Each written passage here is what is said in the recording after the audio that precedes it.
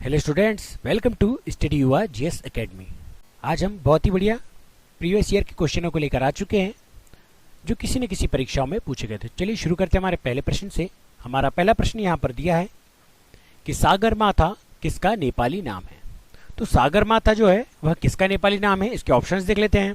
Option A Mount Everest, option B Makalu, option C Lhotse या option D Kanchenjunga. तो इसका correct answer यहाँ पर क्या हो जाएगा दोस्तों? इसका करेक्ट आंसर हो जाएगा ऑप्शन ए माउंट एवरेस्ट। तो माउंट एवरेस्ट जो पर्वत है दोस्तों उसे नेपाल में सागरमाथा के नाम से जाना जाता है। और माउंट एवरेस्ट कहाँ पर स्थित है इसकी बात करें दोस्तों तो माउंट एवरेस्ट स्थित है नेपाल में। कहाँ पर स्थित है दोस्तों? नेपाल में। और इसकी अगर हाइट की बात करें तो इसकी हाइट है 8,850 मीटर के लगभग। तो ये भी पॉइंट आपको ध्यान में रखना है। वहीं पर अगर हम कंचनजंगा की बात करें तो कंचनजंगा कहाँ पर स्थित है दोस्तों? कंचनजंगा भारत में स्थित है। और भारत में कहाँ पर? भारत में सिक्किम में स्थित है। और इसकी अगर हाइट की बात करें दोस्तों तो इसकी कुल हाइट लगभग है 8,586 मीटर। कितनी हाइट है दोस्तों? 8,586 मीटर। और इसी के साथ अगर बात करें मकालू पर्वत की तो यह कहाँ पर स्थित है दोस्तों? तो यह मकालू पर्वत है नेपाल और तिब्बत की सीमा के मध्य। कहाँ पर स्थित है दोस्तों? नेपाल और तिब्बत की सीमा के मध्य। इसी प्रकार जो लोहोत्से पर्वत है दोस्तों यह कहाँ पर स्थित है? तो यह भी नेपाल और तिब्बत की सीमा पर स्थित है। तो ये इंपॉर्टेंट पॉइंट भी आपको ध्यान में रखना है। चलिए बढ़ते हैं हमारे नेक्स्ट क्वेश्चन की तरफ। हमारा नेक्स्ट क्वेश्चन हमें यहाँ पर दिया हुआ है कि पुस्तक इंडिया विंस फ्रीडम किसने लिखी है। तो जो इंडिया विंस फ्रीडम पुस्तक है दोस्तों यह किस व्यक्ति के द्वारा लिखी गई है? आइए ऑप्शंस देख लेते हैं। ऑप्शन ए Maulana Abul Kalam, option B Mahatma Gandhi, option C Vijayalakshmi पंडित या ऑप्शन डी श्यामा प्रसाद मुखर्जी। तो इसका करेक्ट आंसर यहाँ पर क्या हो जाएगा? इसका करेक्ट आंसर यहाँ पर हो जाएगा ऑप्शन ए मौलाना अबुल कलाम। मौलाना अबुल कलाम जी के द्वारा ही इंडिया विंस फ्रीडम पुस्तक लिखी गई है। और बात करें दोस्तों मौलाना अबुल कलाम जी की तो ये भारत के पहले शिक्षा मंत्री रहे थे। तो ये इंपॉर्टेंट पॉइंट भी आपको ध्यान में रखना है कि शिक्षा मंत्री जो भारत के पहले कौन थे दोस्तों? भारत के पहले शिक्षा मंत्री थे मौलाना अबुल कलाम। तो ये इंपॉर्टेंट पॉइंट भी आपको ध्यान में रखना है। वहीं पर अगर बात करें महात्मा गांधी जी की तो महात्मा गांधी जी के द्वारा एक पुस्तक लिखी गई है। उस पुस्तक का नाम क्या है दोस्तों? उस पुस्तक का नाम है सत्य के प्रयोग। क्या नाम है दोस्तों? सत्य के प्रयोग। माई एक्सपेरिमेंट विथ ट्रुथ इसे इंग्लिश में कहा जाता है। इसी के साथ बात करें कि विजयलक्ष्मी पंडित इनके द्वारा कौन सी पुस्तक लिखी गई है दोस्तों? इनके द्वारा लिखी गई पुस्तक का नाम है द स्कोप ऑफ हैप्पीनेस। कौन सी पुस्तक लिखी गई है दोस्तों? The scope of happiness. The scope of happiness. बढ़ते हैं हमारे नेक्स्ट क्वेश्चन की तरफ। हमारा नेक्स्ट क्वेश्चन हमें यहाँ पर दिया हुआ है कि निम्न में से कौन स्तूप उत्तर प्रदेश राज्य में स्थित नहीं है। तो यहाँ पर हमसे पूछा जा रहा है दोस्तों कि इसमें से कौन सा जो स्तूप है वह उत्तर प्रदेश में स्थित नहीं है। आइए ऑप्शंस देख लेते हैं। Option A Bharuch, option B Chaukhandi, option C Dhamek या ऑप्शन डी रामभर। तो इसका करेक्ट आंसर यहाँ पर क्या हो जाएगा दोस्तों? इसका करेक्ट आंसर यहाँ पर हो जाएगा ऑप्शन ए भरूच। तो जो भरूच का स्तूप है दोस्तों यह उत्तर प्रदेश राज्य में स्थित नहीं है। जबकि अगर अन्य तीन की बात करें कि चौखड़ी, धामेक और रामभर ये तीनों उत्तर प्रदेश राज्य में स्थित है। तो ये भी आपको ध्यान में रखना है। सॉरी, भरूच स्तूप जो है दोस्तों वह उत्तर प्रदेश में स्थित नहीं है। तो ये पर कहां पर स्थित है दोस्तों? यह स्थित है मध्य प्रदेश में। और मध्य प्रदेश में भी अगर हमसे जिला पूछा जाए तो जो मध्य प्रदेश का सतना जिला है दोस्तों वहीं पर भरूच का स्तूप स्थित है। तो ये इंपॉर्टेंट पॉइंट भी आपको ध्यान में रखना है। चलिए बढ़ते हैं हमारे नेक्स्ट क्वेश्चन की तरफ।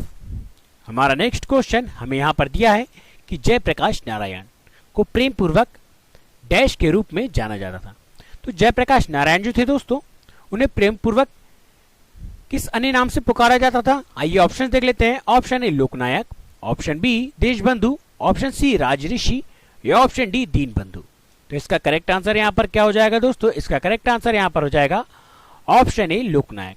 तो जो जयप्रकाश नारायण जी थे दोस्तों इन्हें एक अन्य नाम लोकनायक के नाम से भी जाना जाता था। लोकनायक जयप्रकाश नारायण।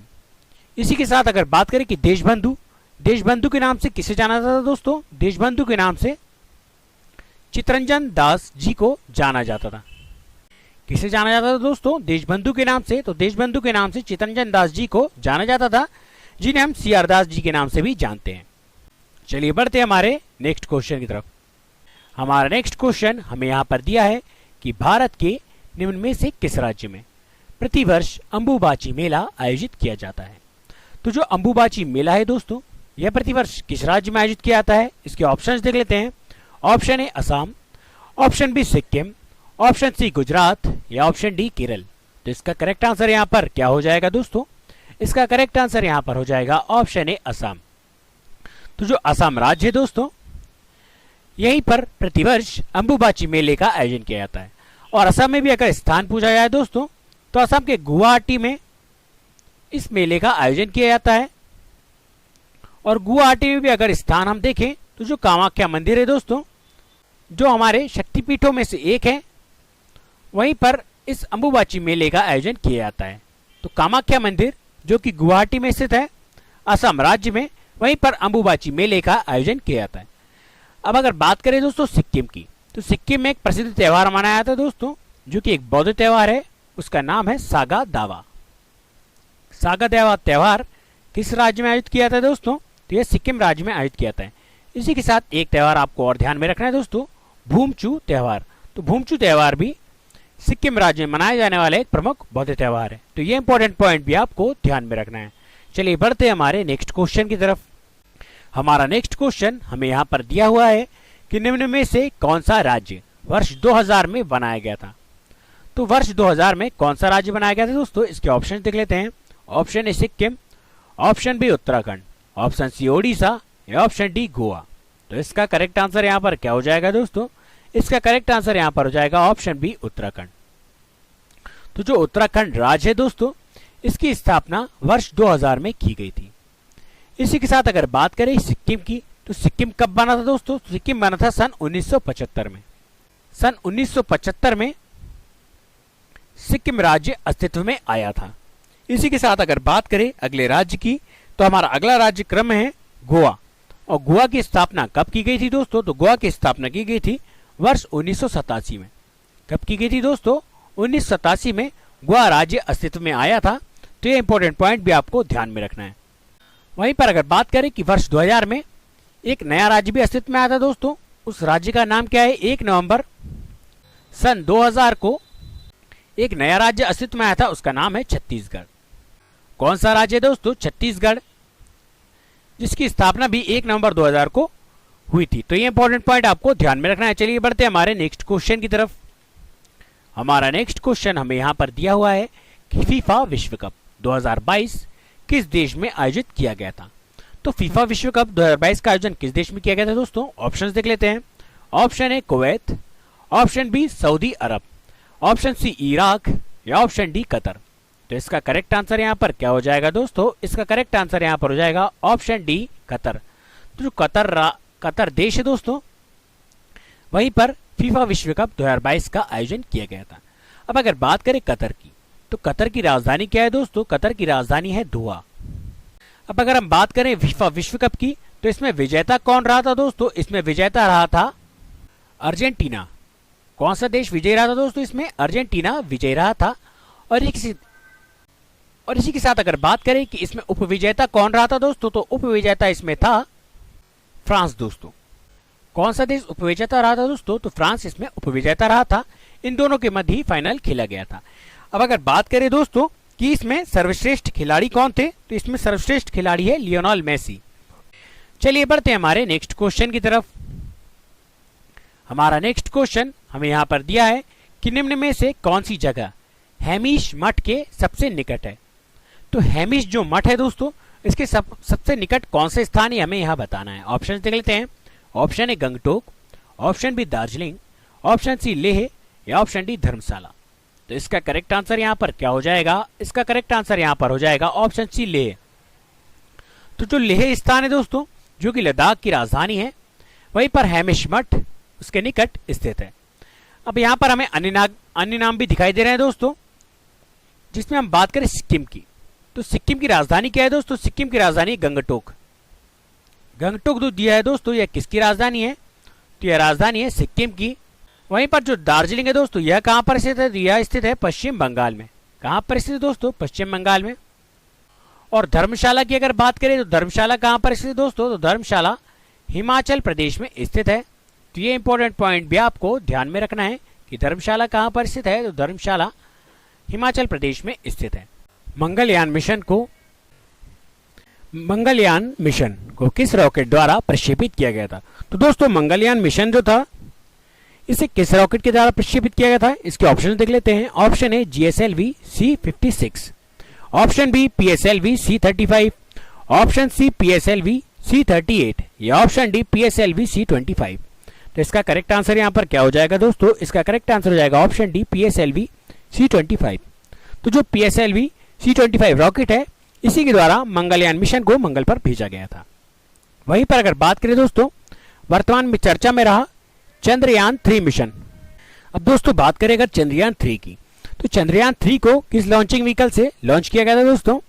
तो यह LVM-3M4 के द्वारा प्रक्षेपित किया गया था। तो ये इंपॉर्टेंट पॉइंट भी आपको ध्यान में रखना है चंद्रयान 3 से रिलेटेड। चलिए बढ़ते हैं हमारे नेक्स्ट क्वेश्चन की तरफ। हमारा नेक्स्ट क्वेश्चन हमें यहाँ पर दिया हुआ है कि लाल बहादुर शास्त्री का जन्म डैश को हुआ था। तो लाल बहादुर शास्त्री जी का जो जन्म है वह कब हुआ था दोस्तों? आइए ऑप्शन देख लेते हैं।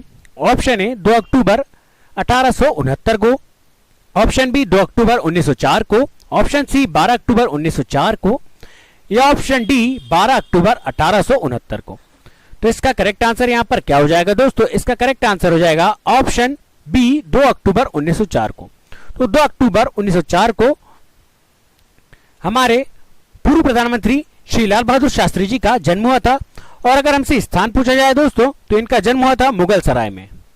और मुगल सराय कहां पर स्थित दोस्तों? तो मुगल सराय यूपी में स्थित है। तो ये इंपॉर्टेंट पॉइंट भी आपको ध्यान में रखना है कि लाल बहादुर शास्त्री जी का जन्म उत्तर प्रदेश के मुगल सराय में 2 अक्टूबर सन 1904 में हुआ था। अब वहीं पर बात करें दोस्तों इस डेट की, तो जो 2 अक्टूबर आपको 1869 दिखाई दे रहा है, इस दिन किस व्यक्ति का जन्म हुआ था दोस्तों? तो इस दिन हमारे भारत के राष्ट्रपिता श्री महात्मा गांधी जी का जन्म हुआ था गुजरात के पोरबंदर नामक स्थान पर। महात्मा गांधी जी का जन्म हुआ था। तो ये इंपॉर्टेंट पॉइंट भी आपको ध्यान में रखना है। और बात करें दोस्तों लाल बहादुर शास्त्री जी की, तो ये कब से कब तक प्रधानमंत्री रहे? तो ये सन 1964 से लेकर सन 1966 तक भारत के प्रधानमंत्री रहे थे। इसके पश्चात सन 1966 में इनकी रहस्यमय तरीके से मृत्यु हो गई थी। तो ये इंपॉर्टेंट पॉइंट भी आपको ध्यान में रखना है। इन्होंने लगभग 1.5 वर्ष के करीब शासन किया था दोस्तों। तो ये इंपॉर्टेंट पॉइंट भी आपको ध्यान में रखना है। तो दोस्तों आज की वीडियो में बस इतना ही। अगर आपको हमारा वीडियो पसंद आया तो हमारे वीडियो को लाइक कीजिए, चैनल को सब्सक्राइब कीजिए और अपने दोस्तों के साथ इस वीडियो को ज्यादा से ज्यादा शेयर कीजिए। और आगे भी ऐसे महत्वपूर्ण प्रश्नों को पाने के लिए हमारे चैनल से जुड़े रहिए। आज की वीडियो में बस इतना ही। वीडियो देखने के लिए धन्यवाद।